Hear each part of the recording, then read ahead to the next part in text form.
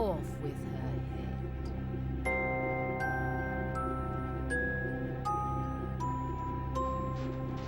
En 1865, un pasteur du nom de Charles Ludwig Dodgson, plus connu sous le pseudonyme de Lewis Carroll, publia, 3 ans après une sortie avec les jeunes sœurs Lindell, Alice au pays des merveilles, un roman qui deviendra une référence dans la littérature jeunesse. Dire que les aventures de la jeune Alice a eu une influence sur tout un pan de la littérature est un euphémisme. Son empreinte dépasse même largement ce cadre, puisqu'à ce jour, le cinéma, la musique et la sphère vidéoludique se sont emparés du conte pour l'adapter ou, à défaut, le remanier, car, il faut bien l'avouer, Alice au pays des merveilles possède cette qualité qu'il est possible d'en tirer beaucoup d'interprétations possibles. Pour résumer brièvement, par une belle après-midi d'été, Alice s'ennuie fermement à feuilleter un livre sans images, puisqu'après tout, comme elle le dit si bien, à quoi bon un livre sans images ni dialogue ? C'est alors qu'un lapin blanc fait son apparition, et celui-ci a visiblement l'air d'être en retard, à tel point qu'il file après avoir jeté un dernier coup d'œil à sa montre gousset. Oui, vous avez bien entendu, un lapin avec une montre. Comble de l'élégance. Intriguée, Alice décide de le suivre, mais elle finit par chuter dans un trou situé dans son terrier. Après une interminable chute, Alice se retrouve dans un monde étrange où toute logique semble s'être envolée. Elle sera confrontée aux étranges personnages qui peuplent donc le pays des merveilles et devra trouver une solution pour regagner le monde d'en haut. C'est donc dans un monde complètement sans dessus-dessous qu'Alice a terminé sa course. Personnellement, c'est précisément cette perte de repère qui fait que j'apprécie autant ce roman.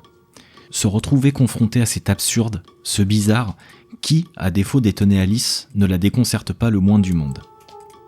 Le pays des merveilles défie toute logique, et donc défie notre logique. Étant une personne assez terre-à-terre mais possédant, paradoxalement, une imagination débordante, j'avoue que cette situation me terrifie. La logique est ce qui me permet de faire fonctionner le monde dans lequel j'évolue, de le comprendre et d'interagir avec lui afin que mes réflexions rebondissent sur les problèmes qui en surgissent, afin que je puisse trouver une solution adéquate pour les résoudre.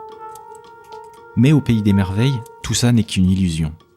Les apparences sont trompeuses, et Alice devra affronter des situations ubuesques pour parvenir à se dépêtrer de certains personnages aussi énigmatiques qu'inquiétants.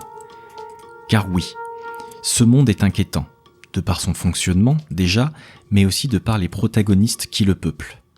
Une reine prête à couper la tête à tout ce qui bouge, un chapelier à moitié toqué, pour ne pas dire complètement, ou encore un œuf perché sur un mur pour ne citer que. Chaque interaction est une étrangeté sans nom, et on ne sait jamais où ces dialogues vont mener la pauvre Alice, ni comment elle va arriver à se sortir de ce mauvais pas. La situation va vite devenir anxiogène, bien qu'elle ne soit pas véritablement dangereuse pour Alice. Et si je parle de danger, c'est que j'y reviendrai dans la seconde partie de cette chronique. Quoi qu'il en soit, les métaphores de ce livre, elles, me fascinent. Que ce soit le rapport à l'enfance, du passage à l'âge adulte, de la façon de voir les choses, tout ici donne matière à réflexion. Cette manière qu'a eue Carroll d'amener sa vision des choses et des gens qui l'entouraient de cette façon, si poétique et acerbe, est admirable. Et toute son intelligence et tout son talent se matérialisent littéralement dans son écriture. Vous noterez que je n'ai jamais utilisé le mot folie, car à mon sens, il serait erroné. En effet, la logique du pays des merveilles a son fonctionnement propre. Une logique qui nous échappe, la majeure partie du temps, certes, mais pour les habitants, il est tout à fait logique, si je puis dire. Il n'y a donc rien de fou d'un point de vue purement sociétal, et leurs comportements et leurs actions sont donc tout à fait normales. Et puis au fond, qu'est-ce que la folie, hormis une divergence de point de vue dans le cas présent ?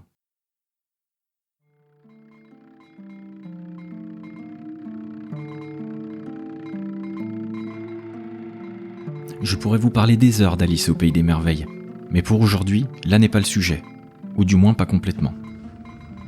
Vous trouverez sur le net beaucoup de choses en rapport avec le livre, et comme je le disais plus haut au début de cette chronique, les sujets concernant Alice sont vraiment très nombreux et je vous invite à vous perdre dans les méandres abyssaux des analyses que vous pourrez découvrir au fil de vos recherches. Faites-le, vraiment, vous n'en apprécierez que plus les prochaines lectures de ce chef-d'œuvre de la littérature anglaise. Mais la Alice dont j'aimerais vous parler maintenant n'est pas tout à fait du même genre que celle de Carroll, loin de là. Les cheveux longs, raides et noirs, armés d'un couteau et d'un tablier taché de sang, la Alice d'American McGee's semble plus gothique, et elle sera accompagnée du chat du Cheshire, disons un peu plus squelettique. Sorti en 2000, le jeu est développé par Rogue Entertainment, édité par Electronic Arts et porte le nom de son concepteur, American James McGee. Pour parler un peu de lui, il est important de dire qu'il a commencé sa carrière dans le monde du jeu vidéo et, plus particulièrement, dans la partie développement, ainsi que de la programmation. Il travailla sur des jeux FPS, aussi mythiques que Doom et Quake. Il intégra ensuite les rangs d'Electronic Arts, studio où il sortira son premier jeu, American McGee's Alice. Après sa conception, il partira fonder de son côté sa propre société de maison de production, Mauretania Import-Export Company. Tout commence sur une cinématique. Alice dort tranquillement dans son lit quand un incendie causé par le chat met le feu à sa maison. Alice perd ses parents, brûlés vifs dans l'incident qui a tout dévasté, y compris sa vie de jeune fille. Elle est internée dans un hôpital psychiatrique avec pour seul compagnon son lapin en peluche.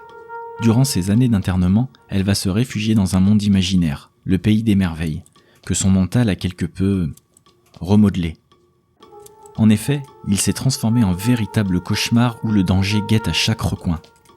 Comme dans le conte original, la furieuse Reine Rouge y fait régner la terreur et envoie les gardes à ses trousses. Et c'est toujours guidé par le chat du Cheshire qu'elle devra traverser cet enfer avec pour seule arme des jouets devenus létals. Inutile de dire que l'histoire que nous raconte McGee est à milieu de celle que nous présentait Carole. Là où le monde du pasteur se voulait étrange et bizarre, ici, tout n'est qu'horreur et dégoût.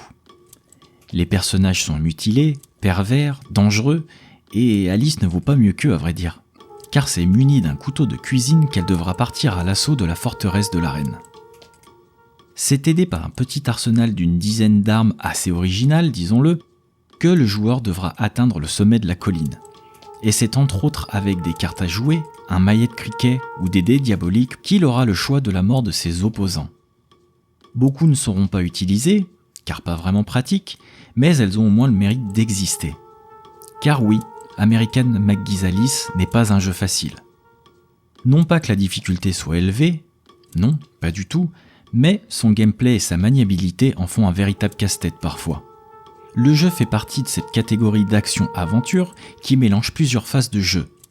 Nous avons donc du combat, de la plateforme, beaucoup, de l'exploration, un peu, et la difficulté réside dans un premier temps dans le fait de faire des combats fluides et corrects sans prendre trop de dommages, et dans un second temps de faire des sauts corrects sur les phases de plateforme en jouant avec une latence de la mort qui tue, donc autant dire, dans un cas comme dans l'autre, c'est l'enfer assuré. Car je rappelle pour ceux et celles qui l'auraient oublié, tout ça compose 90% du jeu.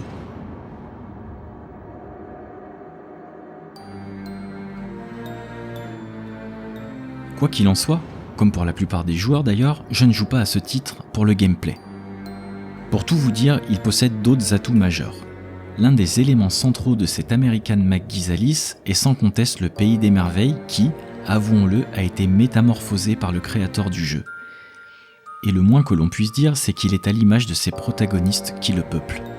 Morne, triste, gris, les paysages que le joueur traverse a été mis à l'unisson avec ce que peut ressentir Alice, c'est-à-dire de la détresse, de la peur et de la colère. Ici, toute couleur a disparu, sans doute effacée par le désespoir. La seule que vous pourrez trouver dans ce pays des merveilles est le rouge. Le rouge qui tapisse les murs, celui du sang des ennemis agonisants qui ont été exécutés par Alice. Pour le reste, du gris, du noir, du marron, à perte de vue. Bienvenue dans la dépression d'Alice, qui est en fait le thème principal de ce jeu. McGee a pour le moins su peindre une sorte de tableau d'une noirceur abyssale, mais non dénué d'un humour sale et cynique. Le tableau donc d'une folie provoquée non seulement par les mauvais soins d'un docteur sadique, mais aussi par la perte tragique de ces êtres qui lui étaient chers. Je n'ose même pas imaginer ce sentiment, cette détresse, et j'entends encore les cris de ses parents résonner dans ma tête, et cette petite fille allongée sur le sol, regardant sa maison brûler et sombrant, chutant à l'intérieur d'elle-même. Sous son côté gothique clairement affiché, American McGee traite d'un sujet dur, et il n'est pas là seulement pour contenter les amateurs et les amatrices de gore et de malsain. Non, La vision du jeu est en fait purement et simplement la vision qu'Alice se fait de la vie. Une vision faussée de la réalité par une maladie mentale. Tout est disproportionné. Les perspectives sont biaisées avec ces bâtiments aux perspectives biscornues et aux angles impossibles. Les habitants sont malades, morts à l'intérieur. Rien ne respire plus la vie. Ils sont tous prisonniers de cette tristesse sans nom. Voilà le vrai visage de la dépression selon McGee. Et le joueur se doit d'aider Alice à remonter à la surface. Elle doit affronter ses démons, cette reine rouge, allégorie de cet esprit en souffrance. D'ailleurs, je pense clairement que nous avons affaire à la créature la plus hideuse de ce monde des merveilles. Son apparence, sa façon de parler, tout dans ce boss final qui est la reine, transpire le malaise. Et nous ne souhaitons qu'une chose, c'est que ce cauchemar prenne fin. Le temps est maintenant venu de parler du réel point fort du jeu, sa bande-son. La lourde tâche d'accompagner ces décors fantasmés par la musique a été confiée à Chris Vrenna. Musicien de talent, il a entre autres été batteur pour Marilyn Manson et Nine Inch Nails. Il a aussi beaucoup composé pour des jeux comme par exemple Call of Duty, Doom 3, Quake 4, Sonic et les 2 volets d'Alice. Autant dire un habitué du genre. C'est donc avec un certain talent qu'il aborde cette BO simplement magnifique et qui figure parmi mes préférés. Tout dans la musique de Vrenna transpire le chagrin, l'angoisse et la tension présente au pays des merveilles. Il a su parfaitement coller à l'ambiance mystérieuse de la forteresse des portes par exemple, ou à l'ambiance au 36e dessous de la mare des larmes. J'avoue que cette bande-son est capable de me toucher en plein cœur, de me faire frissonner ou encore de m'emplir d'une mélancolie insondable. Vrenna utilise des sons et des sonorités vraiment particulières pour donner au jeu l'atmosphère qu'il mérite. Un soin tout particulier a été apporté à l'habillage sonore qui accompagne les musiques. En effet, un nombre infini de petits détails, de petits sons, ont été glissés ça et là pour rappeler à l'auditeur où il se trouve. Comme dans le jeu, nous traversons une quantité impressionnante de tableaux aux textures et paysages différents, mais toujours avec cette optique qui, comme le jeu nous le propose, est de faire voyager l'auditeur dans le cerveau malade d'Alice. Jamais, à mon sens, une OST de jeu vidéo n'a aussi bien collé au support qui l'accompagne. Nous sommes là, à aider Alice, à travers ces paysages désolés, chaperonnés par cette boîte à musique, au son déformé, et par ce tic-tac incessant, nous rappelant le temps qui passe, dangereusement, ou encore avec ces violons, tristes comme les pierres, qui soulignent la futilité des habitants à résister à la reine, ou encore à cette mélodie inquiétante de la forteresse des portes, monde sombrant dans un vortex sans fond. Pour parler un peu du scénario, je dois bien avouer que ce n'est pas terrible. Il est assez linéaire dans l'ensemble et la seule variation vient des décors proposés qui, eux, sont nombreux. Étant donné que le jeu est assez long, il faut admettre que certaines longueurs viennent à se faire sentir. Des événements et des lieux totalement absents du livre ont été créés spécialement pour le jeu, même si beaucoup de points communs peuvent être trouvés. En revanche, même si le scénario est un peu pauvre, le doublage original, quant à lui, est simplement excellent.